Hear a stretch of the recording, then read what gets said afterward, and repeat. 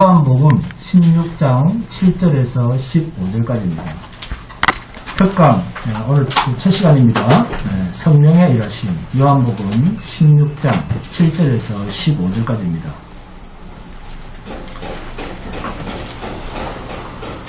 자, 다 찾았습니까? 요한복음 16장 7절에서 15절까지입니다.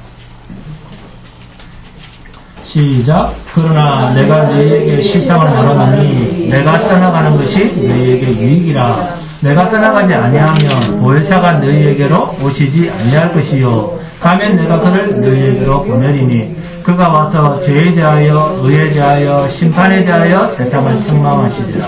죄에 대하여라 하면 그들이 나를 믿지 아니함이요 의에 대하여라 하면 내가 아버지께로 가니 너희가 다시 나를 보지 못함이요 심판에 대하여라 하면 이 세상 임금이 심판을 받았습니다.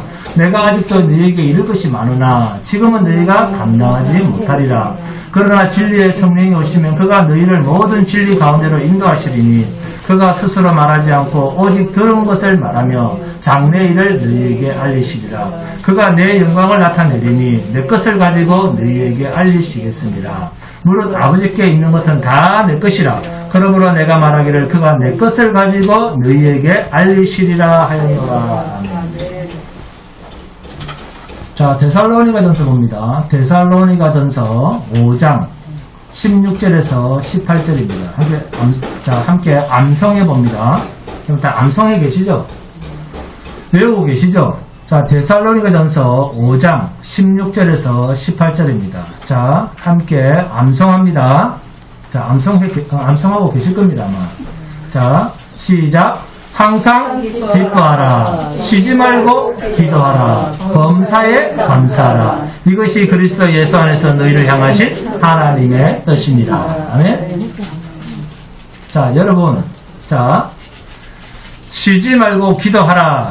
쉬지 말고 기도해라 했는데 신앙생활 하면서 지금까지 그렇게 해오신 분, 그렇게 해오신 분 있습니까? 교회 다니면서 지금까지 쉬지 않고 기도하신 분 아무도 없습니까? 완전히 잿덩어리네요. 하나님께서 쉬지 말고 기도하라 했는데 왜 그렇게 말씀에 순종도 안 하고 기도도 안 합니까? 그렇게도 하나님의 말씀에는 순종해야 된다 라고 다른 사람한테는 강조하면서 항상 기뻐하라 했는데 항상 기쁜 사람, 지나온 2021년 내내 항상 기뻤던 사람 있습니까? 범사에 감사하라. 모든 일에 감사하라. 그죠? 범사에 감사하라 라는 말은 모든 일에 감사하라 라는 말인데, 자, 신앙생활을 하면서 지금까지, 아니 지난 2021년 1년만이라도 지나온 모든 일에 감사하셨던 분 손 한번 들어보세요. 말씀대로 못 살잖아요. 감사는 했습니다. 말씀대로 우리가 못 살잖아요. 왜요? 모든 일이 다 기쁜 건 아니거든요. 성질도 나고 답답하기도 하고 참아야 될 때도 있고 눈물도 나고 외롭고 힘들고.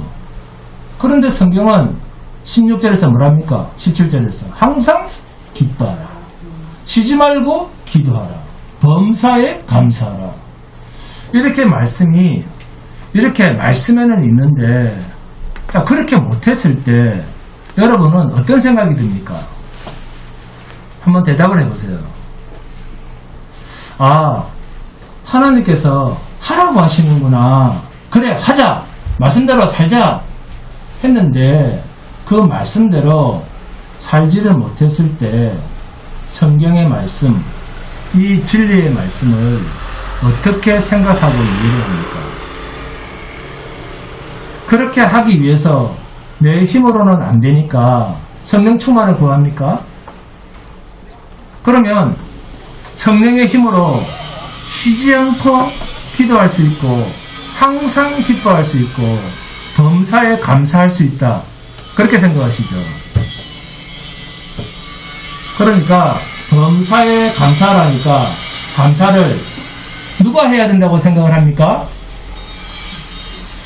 누가? 내가. 또 내가죠, 이게. 내가 해야 된다는 거예요. 항상 기뻐하라 그러니까 내가 항상 기뻐해야 된다. 이렇게 생각을 하는 거예요. 쉬지 말고 기도해라 그랬더니 내가 쉬지 말고 하나님 앞에 기도를 해야 되는가 보다 라고. 내가 성경의 주인공이 되었기 때문에 그렇게 할 수 있는 조건을 자꾸만 달라는 거예요. 이게 성경을 글자 그대로 이해하는 사람이요, 이게 이단입니다. 성경을 글자대로 읽고 이해하는 사람이 이단이에요. 두 말, 세 말 할 필요도 없이 이단입니다. 자, 그러면 복잡합니다. 그동안 나는 이단이었다. 아멘? 성경을 글자대로 이해를 하면 이단 짓을 하게 됩니다.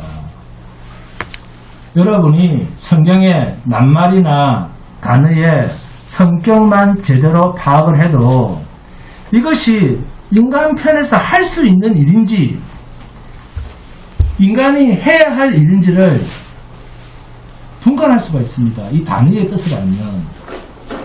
항상 쉬지 말고, 여러분, 인간이 항상이라는 말에 반응을 할 수 있다 없다? 없습니다. 범사 무슨 뜻이죠? 모든 일.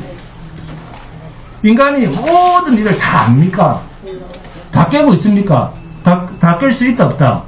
없습니다. 또 인간은 사람마다 각자가 하는 일이 다 다릅니다. 제가 하는 일과 여러분이 알고 있는 일이 서로 다 다르다니까요. 이 다름을 인정해야 됩니다. 예? 그러면 범사 모든 일을 할 때 나는 내 거밖에 모르니까 나머지 것을 안다 모른다? 모릅니다. 모르니까 무식한 사람이든지 아니면 모든 일에는 느낌이 없는, 감각할 수 없는 사람이에요. 그런데 성경은 뭐라고 합니까? 모든 일에 감사합니다. 모든 일에 감사하잖아요. 그래서 성경에는 범사할 때 이 범사, 모든이라는 이 말은 인간에게 적용될 수 있는 단어가 아닙니다. 인간에게는 적용할 수 없는 단어입니다. 그러니까 성경책이라고 하는 똑같은 책을 우리가 보고 읽어도 읽는 만큼의 의미를 인간 자신에게 의미를 부여해서 읽는 것과 이거는 내가 안 되는 거구나 하면서 나와는 상관없는 일로 보는 것과는 천국과 지옥만큼이나 방향이 다릅니다. 그러면 목사님, 성경이 왜 하라 하지 마라 그럽니까? 그런 말이 없었으면 처음부터 안 하죠. 그러나 하나님의 은혜가 있고 하나님의 임재가 있고 믿음이 있고 기도가 있는 사람이라고 하면, 감사가 있고 기쁨이 있는 사람이라고 하면 범사에 감사하라, 쉬지 말고 기도하라, 항상 기뻐하라 라는 이런 말은 인간의 못이 아니구나 하는 것을 압니다. 범사, 항상 쉬지 말고 이런 말이 가지고 있는 어감은 인간 피조물에게는 죄송하지만 해당 사항이 없습니다. 항상 모든 쉬지 말고 이런 말에는 우리는 해당 사항이 없다니까요. 항상 무슨 말이죠? 항상 끝없이 끝없는, 이 끝없는 이라는 말의 의미를 가진 이 항상이라는 이 말은 인간에게는 절대 근접조차 안 되는, 항상이라는 말에는 담길 수 없는 존재가 인간입니다. 인간을 아셔야 돼요.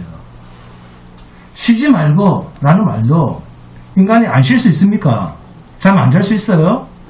그러니까 쉬지 말고라는 말도 인간에게는 해당 사항이 없는 말입니다.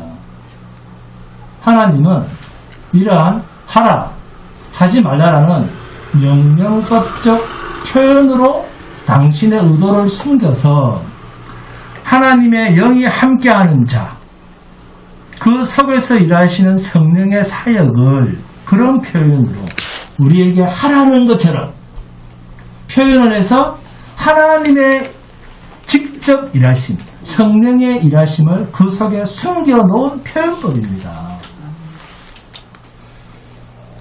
그러니까 성령이 임한 자라고 하면 우리 대신 말할 수 없는 탄식으로 성령께서 쉬지 않고 항상 우리를 위하여 기도해 주셨다. 졸지도 주무시지도 않는 그 하나님의 영이 우리 대신, 나는 꿀꿀 잠을 자고 있는데 내 속에 계신 그 성령 하나님께서 하나님이 들으실 만한, 하나님이 만족하실 만한 하나님의 뜻대로 나 대신 기도하셨다, 간구하셨다. 이 말이 쉬지 말고 기도하라는 말 속에 담겨있는 하나님의 일하심입니다.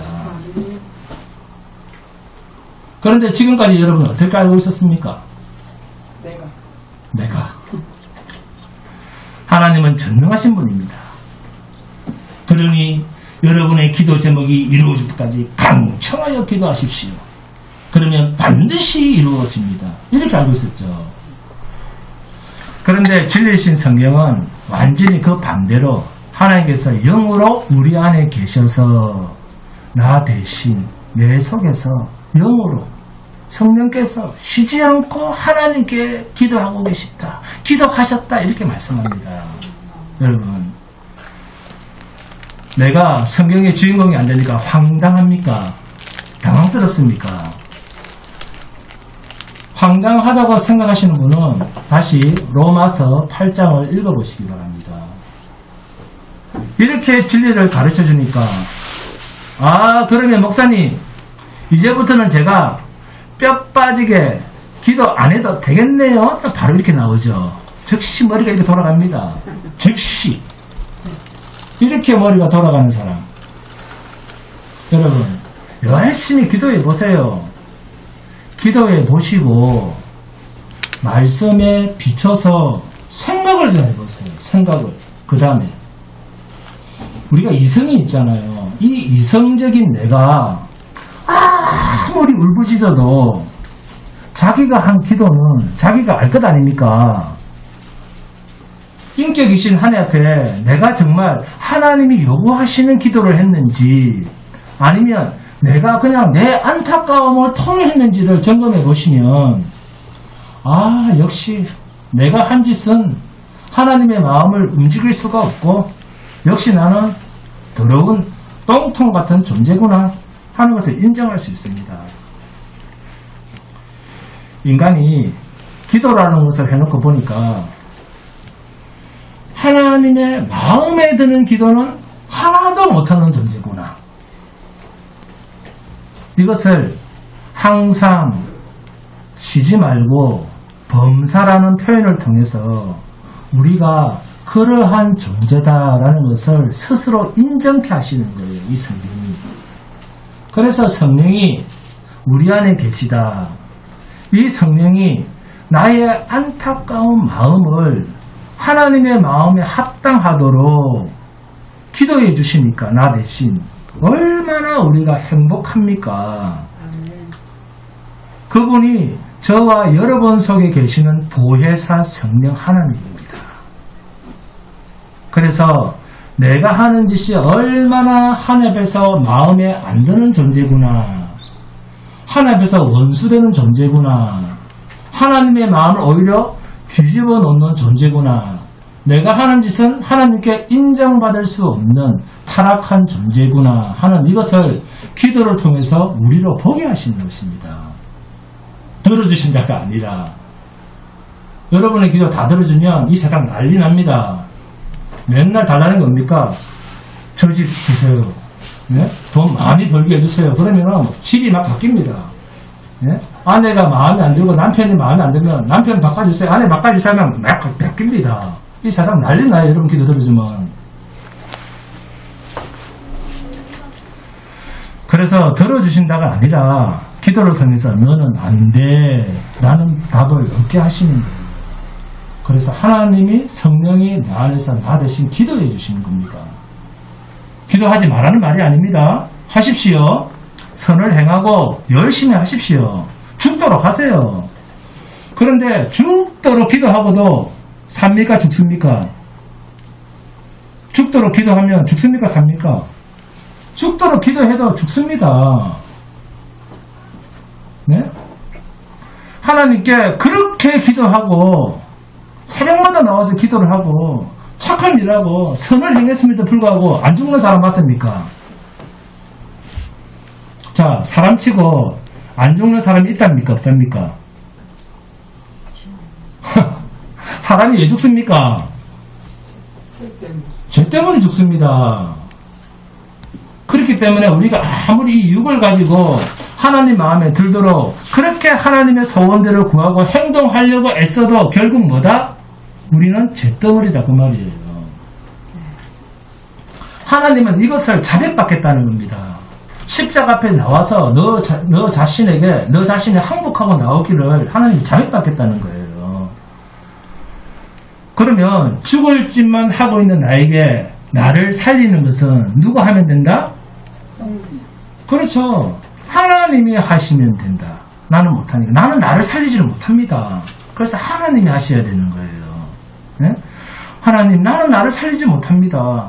하나님이 하시면 됩니다. 라는 답을 스스로 고백토록 하시는 것이 내 안에 계신 성령 하나님의 일하심입니다.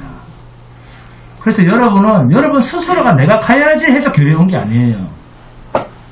여러분도 알지 못하는 사이에 여러분 속에 성령 하나님이 여러분을 끌고 오신 거예요. 이 교회로. 끌려오신 거예요. 나는 가기 싫은데. 춥고 그래서 가기도 싫은데. 하나님이 마음에 감동을 주셔서 끌고 오시는 거예요. 이게 성령 하나님의 일하심입니다. 자, 확인하겠습니다. 요한복음 16장 7절 8절입니다. 함께 공독합니다.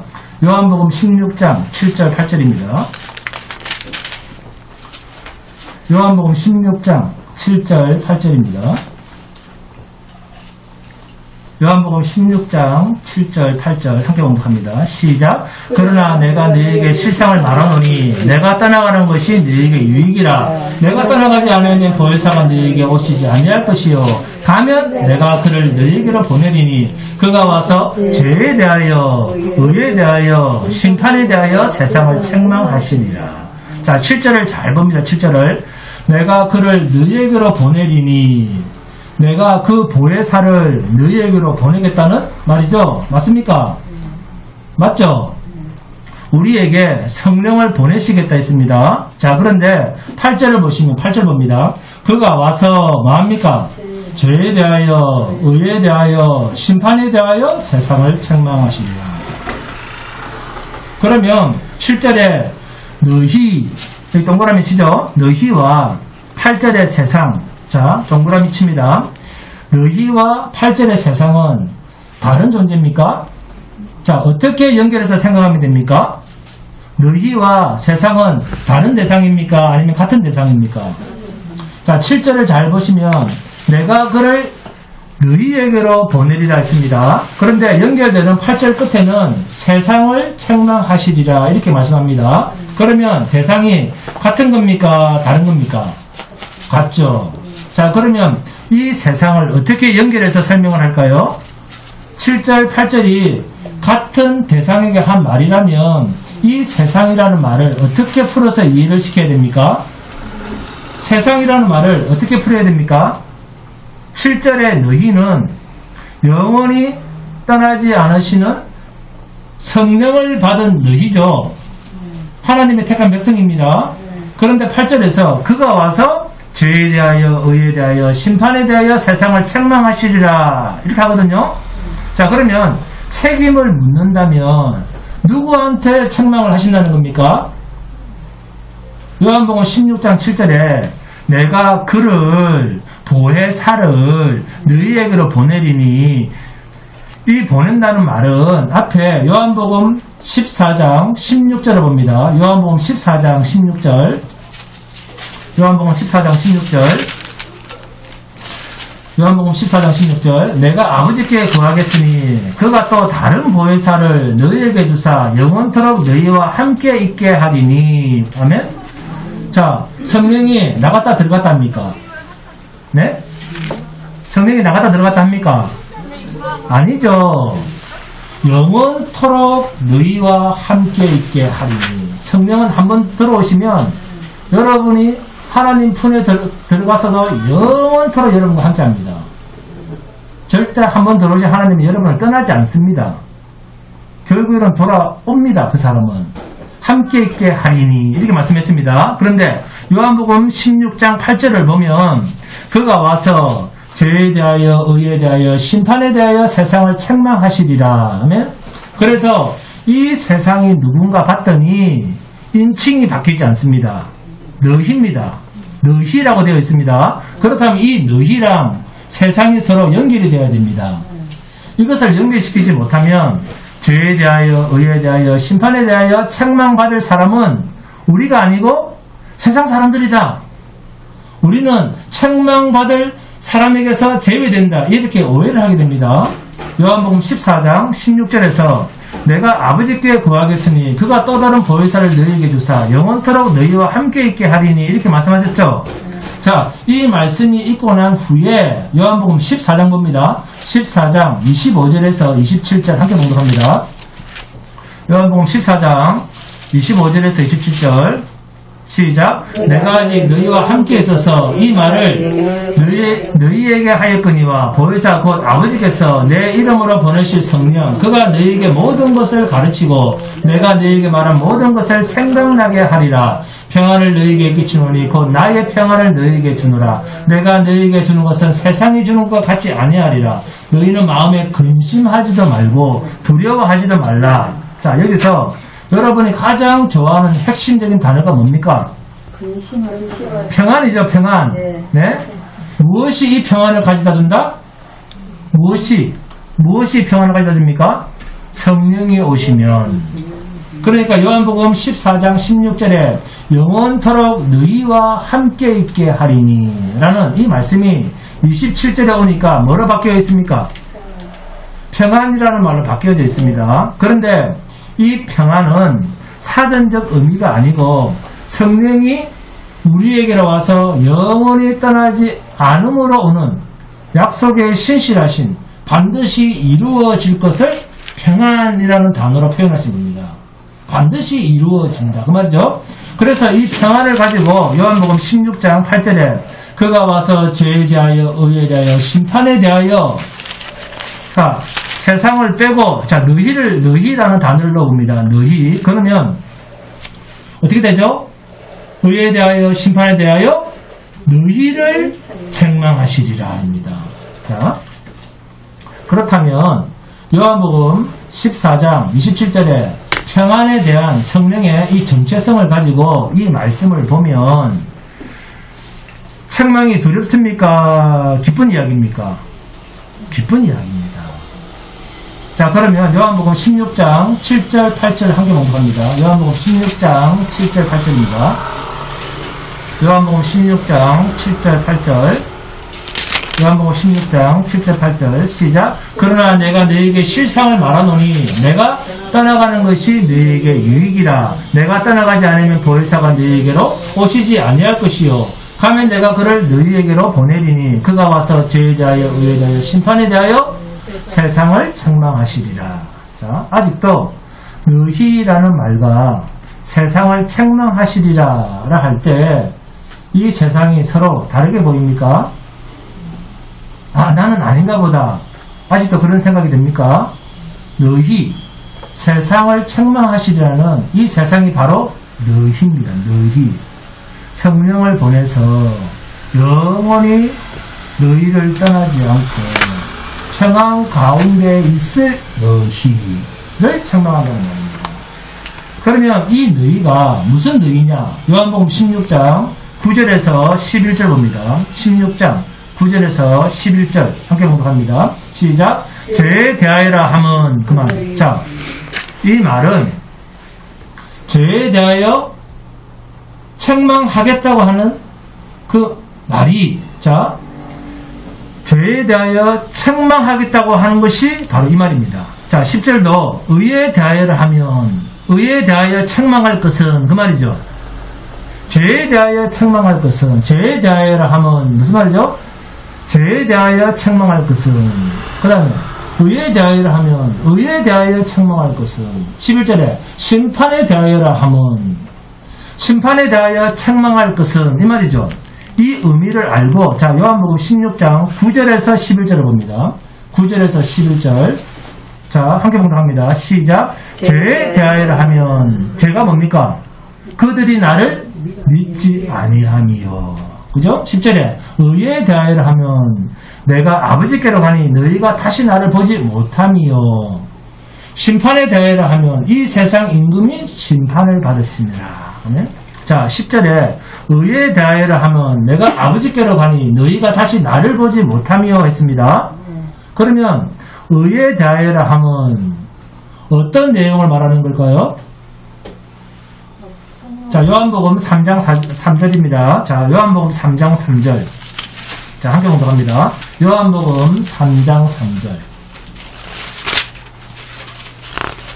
자 의에 대하여 자 어떤 내용을 말하는 걸까요? 자 요한복음 3장 3절 시작. 예수께서 대답하여 이르시되 진실로 진실로 내게 이르노니 사람이 거듭나지 아니하면 하나님 나라를 볼 수 없느니라. 아멘. 자 요한복음 3장 5절에서 7절도 함께 공독합니다. 5절부터 시작. 예수께서 대답하시되 진실로 진실로 내게 이르노니 사람이 물과 성령으로 나지 아니하면 하나님의 나라에 들어갈 수 없느니라. 육으로 난 것은 육이요 영으로 난 것은 영이니 내가 내게 거듭나야 하겠다는 말을 놀랍게 여기지 말라. 아멘. 자 그리고 12절 13절도 함께 공독합니다. 12절부터 시작. 내가 땅의 일을 말하여도 너희가 믿지 아니하거든 하물며 하늘의 일을 말하면 어떻게 믿겠느냐. 하늘에서 내려온 자 곧 인자 외에는 하늘에 올라간 자가 없느니라. 아멘. 하늘에서 내려온 자 인자 누굽니까? 예수 외에는 하늘로 올라간 자가 없다.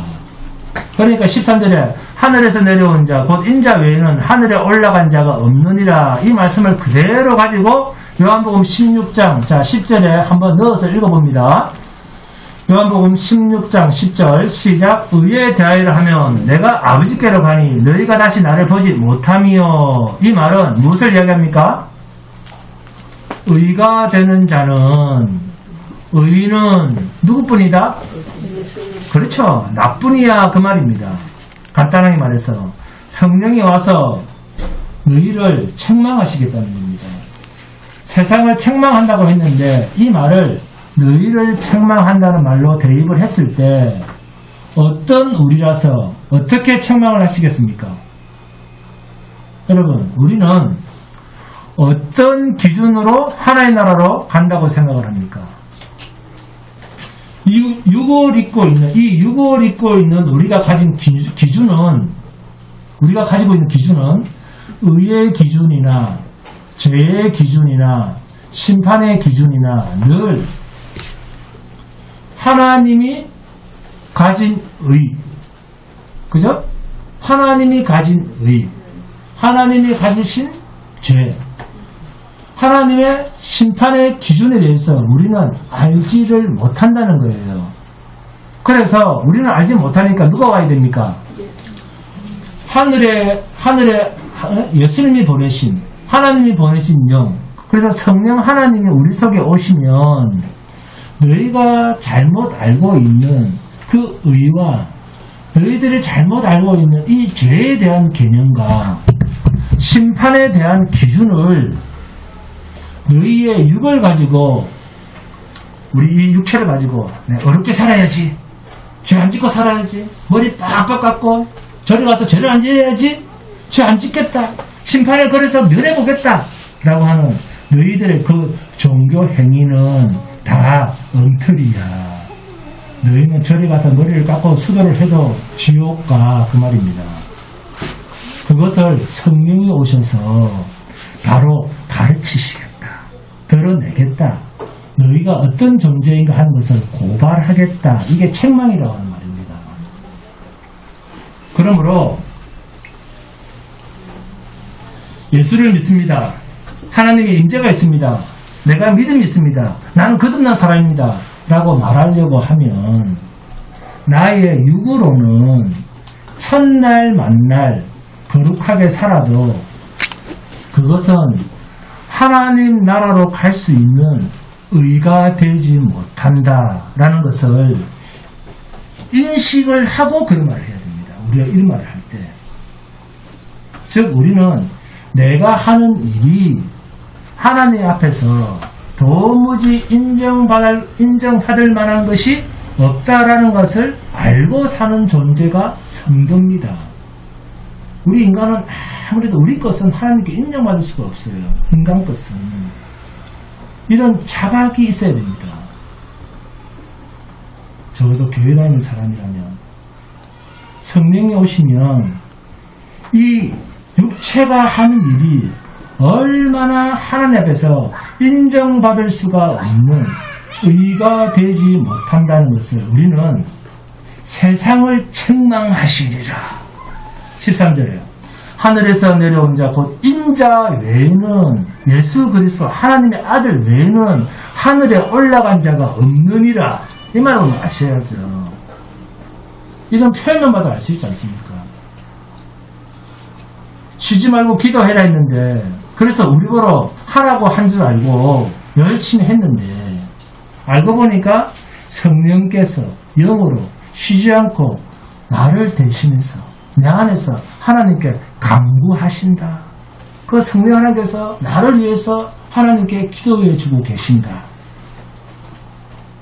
라는 말을 그 뜻을 가지고 우리더러 기도하라라는 표현으로 역설적 표현으로 사용하셨다는 겁니다. 여러분들은 그렇게 해라고 하는 것이 아니라 할 수도 없지만 여러분 사도들의 편지의 주제는 딱 두 가지입니다. 하나는 그리스도와의 연합, 곧 교회에 대한 이야기입니다. 두 번째는 그리스도와 연합된 교회는 반드시 거룩해야 된다는 것입니다.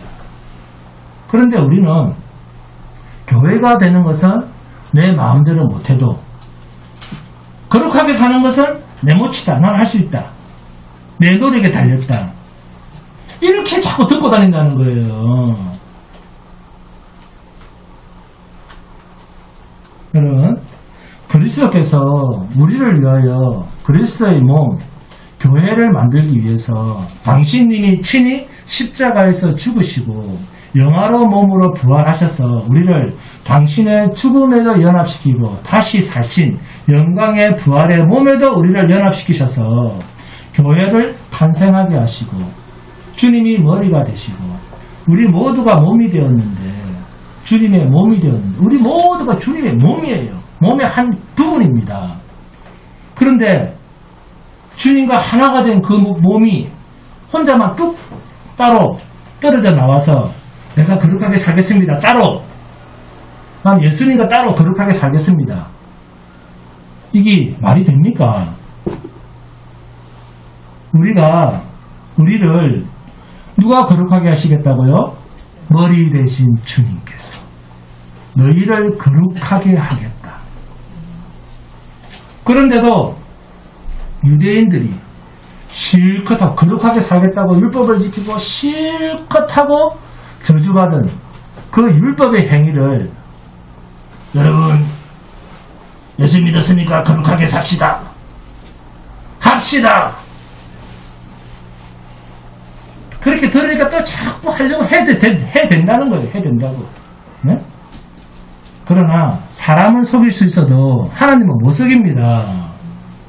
하나님의 법은 뭐랍니까? 미워만 해도 그 사람을 살인한 거니라. 이게 하나님의 법인데 합시다 그러면 합시다. 그 마귀의 종입니까? 하나님의 종입니까? 근데 이런 인식이 없다는 거예요. 막 따라간다는 거예요. 아멘하고 할렐루야 하면서 목사님 해가면서 거짓인지 참인지도 모르고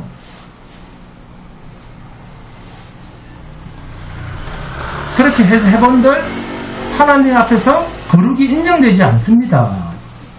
우리의 이 위선 덩어리 거룩한 척 하면서 아이고 김 집사님 얼마나 고생이 많으십니까?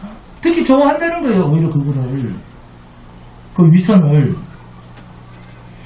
우리의 이 모자라는 열심, 여러분, 죄라는 말은 헬라어로 하마르티아입니다. 하마르티아. 이 죄라는 말의 뜻은 활을 쐈는데 관역에서 벗어났다, 기준에서 못 미친다, 그 말이에요. 우리 인간은 뭐든지 하나님과 비교를 했을 때 실컷 해도 우리는 모자라잖아요. 우리의 기준은 하나님이라니까요. 하나님의 채점 방식은 뭐밖에 없다? 김현수 권사님? 하나님의 채점 방식은 뭐밖에 없습니까? 100점과 빵점밖에 없습니다. 100점은 누구밖에 없었습니까? 예수밖에 없습니다. 하나님께서 100점이 되는 존재는 예수님밖에 없어요. 이것을 뭐라 그런다? 오늘 요한복음에서 얘기하는 의라고 하는 거예요. 의. 이것만 인정받는 거예요. 이 의에 합당한 자만 천국에 들어가는 거예요. 천국은 이 100점 예수 그리스도를 의라는 말로 표현했습니다. 모자라면 죄고 99점도 죄입니다. 천국에 못 들어갑니다. 그래서 죄의 삭은 사망입니다. 99점도 죄입니다. 네? 모자라면 죄고 죄의 삭은 사망인데 인간은 자신을 늘 죄짓는데, 네? 그러니까 자신을 죄의 삭은 사망인데 이 죄에다가 자신을 늘 지키는 인간은 자살자예요. 자살자. 네? 목매달아서 죽은 사람만 자살자가 아니라 성경은 마음의 미움만 가져도 살인자라고 하잖아요. 그죠? 그런데 우리는 미워만 하는 것이 아니라 죄를 물 마시는 것보다 더 품마시고 살지 않습니까? 그러면 누가 살인자입니까? 내가 나를 죽이는 살인자 아닙니까? 그러한 나를 하나님께서 대신 죽으셔서 내가 나를 죽인 이 자살자를 구원해 내신 거예요. 그러니까 한강에 통 빠져서 자살한 사람을 두고 지옥 갔다, 함부로 그런 말 하시면 안 됩니다. 지옥과 천국은 하나님만 판단합니다. 인간이 판단하면 안 됩니다. 성령이 우리 안에 오신 목적은 내가 가진 의에 대한 잘못된 이 기준을 까발리겠다. 내가 가진 죄와 심판에 대한 기준을 성령이 오셔서 고발하겠다는 것입니다. 그래서 성령이 오셨다는 것은 내 안에 성령이 오셨다, 내 안에 하나님이 임재하셨다라고 하면 내가 하나님께 고발당하고 있음을 통해서 성령이 내 안에 임재하셨다라고 말할 수가 있어야 됩니다. 자, 그렇다면 여러분, 하나님 앞에서 인정받아 보겠다는 의는 자기가 하나님의 법을 준행하고 지키는 그것이 하나님의 의입니까? 내가 법을 잘 지키는, 율법을 잘 지키는 것이 하나님의 의입니까? 인간의 행위는 의가 아니잖아요. 그런데도 하나님의 법을 준행하는 것을 의라고 가르치고 유대인처럼 하려고 대드는 사람이 아직도 너무나 많습니다. 그러나 성경은 너희가 옳다라고 하는 그 기준을 고발하겠다는 거예요. 뭘 통해서? 성령을 통해서. 그러니까 신자라고 하는 것은 잘 믿어보려고 몸부림을 치는 사람이 아니라, 하나님, 나는 예수를 믿으려고 해도 잘할 수 없는 사람이에요. 나는 교회를 오려고 해도 내 마음대로 안 되는 존재입니다 하는 그 인식부터 출발하는 사람입니다. 이해가 되십니까? 우리는 뭔 짓을 해도 하나님 앞에서 모자랍니다.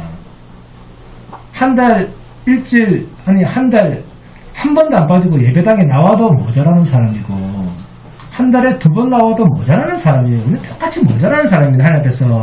그런데 그 모자람은 죄예요.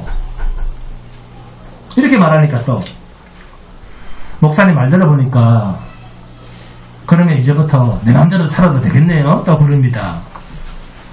네? 그런데 내 마음대로 살아도 되겠네요. 그러니까 이 말 속에는 아직도 자기가 살아있다는 거예요. 이게 내 마음대로라고 하는 말이 자기가 삶의 주체라는 뜻이에요. 이 말은. 그러나 이런 사람 속에 성령이 임하시면 주님, 나는 나를 믿지 못하겠습니다. 그래서 주님을 믿습니다. 이 고백이 터져나옵니다. 네? 주님, 저는 죄덩어리입니다. 이렇게 자기 부정이 됩니다. 이렇게 자기 부정이 되는 것은 성령이 그 사람 안에 오셨기 때문에 그런 신앙 고백이 나오는 거예요. 그러면 자기를 부정하고 예수를 시인하게 하신 성령님은 하나님의 일에 실패자가 됩니까? 성공자가 됩니까? 성공자가 되죠. 그 고백이 나오게 하셨으니까. 그러니까 우리 안에 성령님이 오셨다는 것은 나는 하면 모자라고 그래서 죄인데 성령님께서 하나님의 마음에 들도록 나를 바꿔 나가는 그 역사를 하나님께서 성령님께서 우리 안에서 하시는 겁니다. 그 역사를. 그래서 거룩하게 살자 그게 아니라 나를 거룩하게 만들어 가시는 능력이 있으시고 신실하신 그분에게 나를 완전히 맡겨버리는 것. 이게 믿음입니다. 하나님께 나를 완전히 맡겨버리는 것. 이게 믿음이에요. 여기서 나를 맡긴다고 할 때 하나님께서 지금의 나를 고쳐 나가겠습니까? 아니면 새로운 새 생명으로 나를 세워 나가시겠습니까? 고쳐 나가지 않습니다. 그럼 우리가 안 죽어야 됩니다. 하나님이 우리의 육체를 고쳐 나가신다고 하면 여러분은 죽지 말아야 돼요. 그러나 하나님께서 우리 속에서 새 생명으로 만들어 가십니다. 새로운 생명이 우리 안에서 태어나서 그 생명이 자라나는 거예요. 죽음보다 더 큰 실패란 없습니다. 돈을 잃었다고 해서 돈을 많이 잃었다고 해서 실패한 인생이다 그렇게 볼 수 없습니다. 근데 죽는 것은 실패예요. 왜요? 안 죽으면 우리가 천년 만년 살면 실패해도 돈을 다 잃어버려 또 벌어서 또 쓰면 되고 또 벌어서 또 쓰면 됩니다. 안 죽기만 하면. 근데 죽으면 실패라는 거죠. 그 짓을 못한다니까요. 그래서 인생의 가장 큰 실패는 죽음이에요. 죽음. 근데 어떤 죽음이냐? 지옥에 가는 죽음이라는 거죠. 하나님께서는 죄덩어리인 그런 나를 죽여서 새 생명으로 우리를 완성해 가십니다. 그래서 우리 속에 새로 시작하신 새 생명이 완성되었다라는 그 증거가 우리 육의 죽음입니다. 성령 안에 있는 존재, 우리의 새 생명이에요. 이것을 성경은 자기 백성이라, 신자라, 성도라, 육으로 하면 안 되고 영으로 할 때, 육신을 따르지 않고 그 영을 따라 행하는 할 때, 그 영, 헬라어로 푸뉴마입니다. 응? 푸뉴마는 바람, 호흡, 생명, 성령이라는 뜻이 있습니다. 그리고 영혼, 푸뉴마로 해석할 때는 생명의 원리로서의 푸시케, 영혼과 매우 유사한 의미를 가집니다. 그래서 푸뉴마는 생명을 가지고 있을 때는 우리의 몸 안에 제약이 되어 있고 마지막 인간의 호흡, 숨과 더불어서 우리의 몸을 떠날 때는 천상의 영역, 천국, 하나님의 품으로 우리의 이 새 생명이 영혼이 들어갑니다. 그때까지 성령은 우리의 죄된 육신 안에서 하나님의 뜻을 받들어서 열심히 일을 하십니다. 우리 안에서. 그런데도 이런 성령 하나님의 일하심을 의지하지 않고 자꾸 거룩해집시다. 착하게 삽시다 그럽니다. 신자들이 왜 그런 되지도 않는 말을 오늘 대표기도처럼 몇 시간도 안 되고 며칠도 넘어갈 수도 없는 그런 말이 마치 될 듯이 그렇게도 쉽게 홉 하고 넘어갈 거예요. 성령 하나님은 눈으로 보이거나 귀로 들리거나 만져지거나 내 마음대로 경험되는 경력이나 존재가 아니거든요. 여러분, 성령이 우리 안에서 일하시기 때문에 하자, 거룩하게 삽시다 안 해도 성령 받은 자는 하나님께 충성하며 거룩하게 살게 되어 있습니다. 이것이 성령이 하시는 일에 내가 끼어들지 않는 현실입니다. 예수님께서 가시기 직전에 내가 가면 또 다른 보혜사를 보내어 너희를 세상을 책망하실 것이다 라고 왜 이 말씀을 하신 줄 아십니까? 여기에는 제자들을 포함해서 1차로는 하나님의 택한 백성이라고 하는 유대인들에 대한 예수님의 사랑이 담긴 말씀입니다. 사도행전을 보시면 하루에 5,000명, 4,000명, 3,000명씩 다 해결하고 돌아옵니다. 이스라엘의 예루살렘에서부터 일어나는 엄청난 회개의 역사가 일어났습니다. 하나님의 본 백성들이었습니다. 이들은 대부분의 사람들이 예수님을 십자가에 매달아 죽이는 일에 고래고래 고함을 지르면서 응원했던 종교주의자들이었습니다. 이런 그들 속에서 주님이 아무리 말씀을 하셔도 그들은 육의 모습, 이 육체의 모습으로 이 땅에 오신 예수님, 이 메시아에 대해서는 예수님의 말을 인정하지 않았습니다. 예수님께서 이런 말을 하신 적이 있습니다. 성령을 해방하는 자는 이 세대에도 오는 세대에도 구원을 얻지 못하리라. 기억나십니까? 누가복음 12장 10절입니다. 누구든지 말로 인자를 거역하면 사하심을 받으려니와 성령을 모독하는 자는 사하심을 받지 못하리라. 네? 어떤 사람은 용서받을 수 있다? 말로 인자를 해방하는 자, 거역하는 자는 구원에 참여할 수 있는 기회가 있다. 그러나 성령을 모독하는 자는, 말로 성령을 해방하는 자는 이 세대도 오는 세대도 사심을 받지 못하리라. 절대로 구원에 참여할 수 없다. 그래서 말로 예수님을 해방한 자들이 초대교회 때 회개하고 돌아오는 역사가 있었지 않습니까? 3,000명, 4,000명, 5,000명. 말로 인자를 거역한 예루살렘을 비롯한 유대 땅, 사마리아 땅에 있던 모든 자들 가운데 성령이 강림하신 후에 사도들에 의해서 도움을 받고 가슴을 치고 회개하고 돌아오는 많은 사람들이 있었습니다. 그런데 하나님은 무엇으로 심판의 기준을 삼는가? 무엇으로 심판의 기준으로 삼았는가 하면 성령이 오신 것을 누리지 못하는 모든 자들은 다 심판의 대상으로 확정지었습니다. 이 이야기입니다. 본문 10절에서 의에 대하여라 하면 내가 아버지께로 가니 너희가 다시 나를 보지 못함이요. 이 말씀이 무슨 뜻인가 하면 의의 기준이 너희가 율법을 잘 지키고 못 지키고가 기준이 아니다 그 말입니다. 의란 기준 그런 말입니다. 그러니까 너희가 잘한다고 하나님께 인정받는 소리는 하지 마라. 나를 믿지 못하면 끝이야. 예수를 믿지 못하면 그 사람의 인생은 끝이야. 응? 나를 믿지 못하는 것이, 예수를 믿지 못하는 것이 죄야. 너희가 가지고 있는 의에 대하여, 죄에 대하여, 심판에 대하여 가진 너희의 기준이 얼마나 잘못되어 있는 줄 아느냐. 예수님이 뭐라 했습니까? 회칠한 무덤들이요. 그렇게 꾸짖어도 오늘날까지 안 된다는 거예요, 이게. 여러분, 가룟 유다가 더 인간적입니까? 베드로가 더 인간적입니까? 네?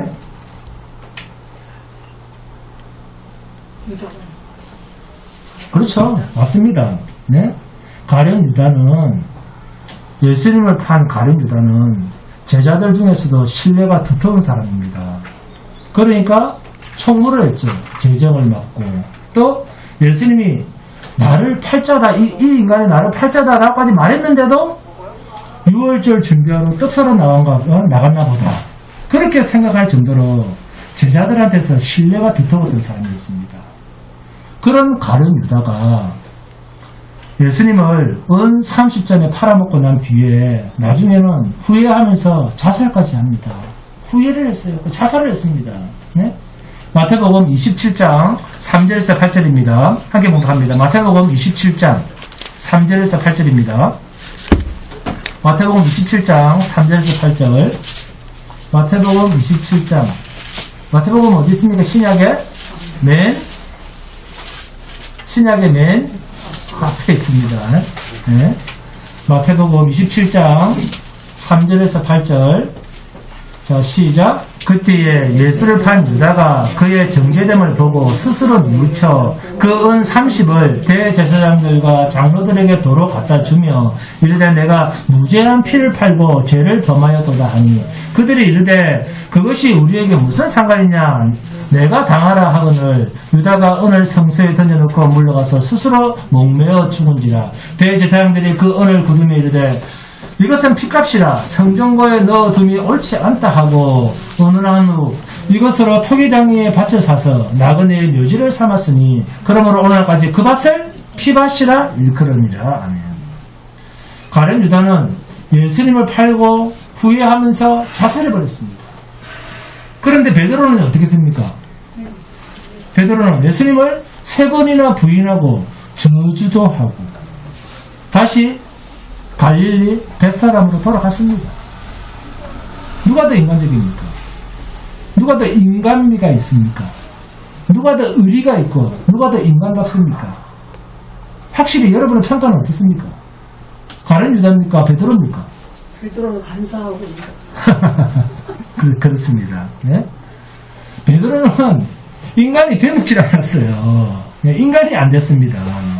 의리도 없고 양심도 없고 부끄러움도 모르는지 고향으로 돌아와서 또 고기를 잡습니다. 아무렇지도 않은 것처럼. 그런데 가룟 유다는요 후회하면서 자살해서 죽었습니다. 천사는 아니더라도 그래 인간적으로 남자라면 아니 사람이라면 그 정도는 돼야지. 가룟 유다는 그래도 인간적인 연민의 정을 가질 짓은 안 했습니까? 인간적으로 보면 베드로보다는 가룟 유다의 처세가 훨씬 낫지 않습니까? 그죠? 그런데 하나님의 기준은 어떻습니까? 이게 우리의 기준이에요? 근데 하나님의 기준은요? 사람을 보는 하나님의 기준은요? 자, 가룟 유다에게는 없는 게 베드로에게는 있었다는 거예요. 자, 베드로는 인간적으로 보면 아주 나쁜 놈인데 하나님이 보실 땐 하나님이 인정하는 자격 뭐죠? 하나님이 인정하는 자격증 뭡니까? 성령이에요. 성령. 이 성령 하나님이 베드로에게는 내주하고 계셨다는 거예요. 아멘? 여러분에게도 이 성령 하나님이 내주하고 계신다는 거예요. 여러분이 하나님을 싫어하고 교회 나가기 그렇게 싫어해도 그 하나님이 여러분 속에서 역사하고 계신다는 거예요. 베드로처럼. 베드로에게는 하나님이 함께하고 계셨다는 겁니다. 이런 인물들이 성경에는 부지기수로 많습니다. 이 베드로 같은 사람들이. 네? 에서와 야곱에서 야곱 그렇죠? 유다의 며느리 누구죠? 다말, 창녀 라합, 룻. 인간적으로 보면 야, 저 사람들은 사람이 아닙니다. 나는 사람이 아닙니다라는 그런 수준의 사람들로 보입니다. 뭐 저런 사람이 있어? 라는 정도로 보입니다. 그런데 이것이 성령 안에서 믿음을 구약적으로 표현해낸 모습입니다. 시어머니를 따라서 이삭을 줍는 그 거지짓을 하러 시어머니를 따라가잖아요. 룻이. 어머니가 믿는 하나님이 내 하나님이고 아무리 가난해도 거지짓을 해도 어머님과 함께하는 그 백성이 내 백성입니다. 이런 말들이 어디서 나온 거라고 생각을 합니까? 어디서 나왔을까요? 이런 말을 어떻게 할 수 있을까요? 성령이 함께 하시며 아멘? 하나님이 함께 하심으로 나타난 새로운 가치관, 인생관, 거듭남의 생명을 구약적으로 표현해낸 모습이에요. 여러분, 이게 우리가 흔히 말하는 믿음의 모습이에요. 자기 부정. 믿음의 사람들은 자기가 없는 거예요. 성경에서 예수님 앞으로 나오는 사람들이 다 그랬잖아요. 네? 마리아가 그죠? 정원을 했죠. 네? 결혼을 하기로 요셉과 정원을 했잖아요. 처녀 아닙니까 마리아가. 처녀가 아기를 낳았다. 그러면 처녀가 아기를 낳으면 유대인 사회에서 어떻게 됩니까? 돌에 쳐 맞아 죽습니다. 죽어야지 별 수 없어요. 마리아에게 성령으로 예수가 잉태되었다는 것은 마리아는 이제 어떻게 되었다? 너는 이제 죽은 존재야 그 말이에요. 처녀가 아기를 낳았다. 유대 사회에서 너는 이제 죽은 사람이야. 너는 없는 존재야 그런 말입니다. 성경은 계시입니다. 계시. 그래서 계시로 성경을 볼 줄 아는 눈이 있어야 됩니다. 너는 죽었다 그 말이에요. 네? 이미 죽었다, 결정 났다 그 말입니다. 여러분, 하나님의 일에 자기는 그냥 죽는 거예요. 하나님이 임하시면 그 사람이나 존재는 이 세상에 없는 사람이라니까요. 네? 이것이 하나님의 영이 함께 하시는 자에게 나타나는 역설입니다. 하나님 마음대로 하십시오. 하나님 마음대로 하십시오. 나는 주님의 종입니다. 마리아가 그렇게 말하지 않습니까? 네? 이게 둘로스, 종이라는 말의 의미입니다. 네? 처녀에게 아기가 들어섰다. 그러니까 뭐랍니까? 천사가 가브리엘 이렇게 말하니까 마리아가 이제 나는 죽었습니다. 이게 마리아의 창가입니다. 이 전부가 믿음이라는 동일한 표현 속에 담겨있는 믿음의 다양한 모습들이에요. 자기란 없습니다. 헌신예배 하는데 저도 헌신예배 가봤지만 헌신이라는 말은 내 목숨은 하나님을 위해서 내놓았습니다. 그 말입니다. 무슨 말이에요? 레위 지파가 나와서 자기 동족을, 자기 일가 친척들, 어머니, 아버지, 자기 동생, 친종 동생들을 칼로 다 쳐 죽여버립니다. 무슨 뜻입니까? 나는 죽었다 그 말이에요. 이게 헌신이라는 말이에요. 근데 우리는 이 말을 너무 가볍게 쓴다는 거죠. 그리고 부흥이라는 말의 뜻도 사람 많이 모이는 거 이게 부흥이라는 말 뜻이 아니고 죽은 우리를 살려주십시오. 이 살려달라는 말이 하박국 선지자가 고백한 부흥이라는 말의 뜻입니다. 말씀으로 하나님의 말씀으로 우리를 살려주십시오. 이게 부흥이라는 말 뜻이에요. 죽은 자가 무슨 일을 합니까? 죽은 자가 의로운 짓을 해서 다시 삽니까? 김민식 집사님 그렇습니까? 네? 성도는 죄로 말미암아 죽은 줄로 고발당하는 그 순간부터 우리는 아무것도 할 수 없는 존재입니다. 성령이 오셔서 우리를 의에 대하여 죄에 대하여 심판에 대하여 고발했다는 말은 우리는 아무것도 하나님 앞에서 의로운 짓을 할 수가 없고 심판 아래에 놓여있고 죄 덩어리라고 하는 것을 보게 하셨다. 아멘? 그러면 죄인인 우리가 무엇인가 거룩한 짓을 했다고 해서 그게 죄가 아닙니까? 네? 그래서 성령이 임한 자는 자신을 믿지 못하는 거예요. 나를 믿지 못하니까 누굴 믿습니까? 예수를 믿는 겁니다. 왜요? 나는 늘 변하니까. 좋았다가 싫었다가. 그런데도 불구하고 카멜레온 같은 그런 나를 자꾸 믿으려고 하니까 또 자기가 하는 일을 또 믿는 거예요. 기도하면 들어주시겠지. 순종하면 축복 주시겠지. 이런 생각의 근거가 전부 자기한테 있다니까요. 자기. 이 죽지 않는 자기. 여러분, 나는 하나님 앞에서 인정받을 수 없는 죄인이라는 말은 이미 나는 죽었다 그 말입니다. 그래서 주님이 쓰신 표현이 자기 십자가를 지고 자기를 부인하고 나를 따를 것이니라. 아멘? 이것을 한마디로 표현하면 뭡니까? 나는 죽었다 아닙니까? 죽었다고 하는 자만 내가 데리고 가겠다. 자신이 죽었다는 것을 인정하는 자만 내가 다시 살리겠다. 그 말입니다. 그래서 내가 길이요 진리요 생명이니, 이게 무슨 말이냐면 내가 죽은 자에게 생명을 주고 내가 칼바를 알지 못하는 자에게 길잡이가 되어주고 내가 무엇이 옳은지도 모르는 자에게 내가 붙잡고 가면 의의 길로 가게 된다. 그 말입니다. 그래서 나를 통하지 않고는 아버지께로 올 자가 없느니라. 무슨 뜻이죠? 주님이 죽으시고 주님이 영화롭게 부활하시고 주님이 우리를 당신님의 영안에 초청하신, 그리고 초청함을 받은 그들만 영원한 하나님의 나라로 들어간다. 그 말입니다. 그런데 예수 없는 사람들은, 예수 안 믿는 사람들은 내 이 육신 덩어리가 깨끗하게 살아야지, 거룩하게 살아야지, 돌을 닦아야지 극락에 간다, 이런 생각을 하거든요. 늘 자기 육체의 이 모습을 보고 극락, 천국 그렇게 생각을 합니다. 그런데 죄송하지만 이 육체는 언젠가는 죽을 몸이다 라고 하는 것을 아는 사람만 천국행입니다. 아멘? 올 2022년은 정말 나는 죽고 예수로만 사는 복된 성도가 되시기를 주님 이름으로 축원드립니다.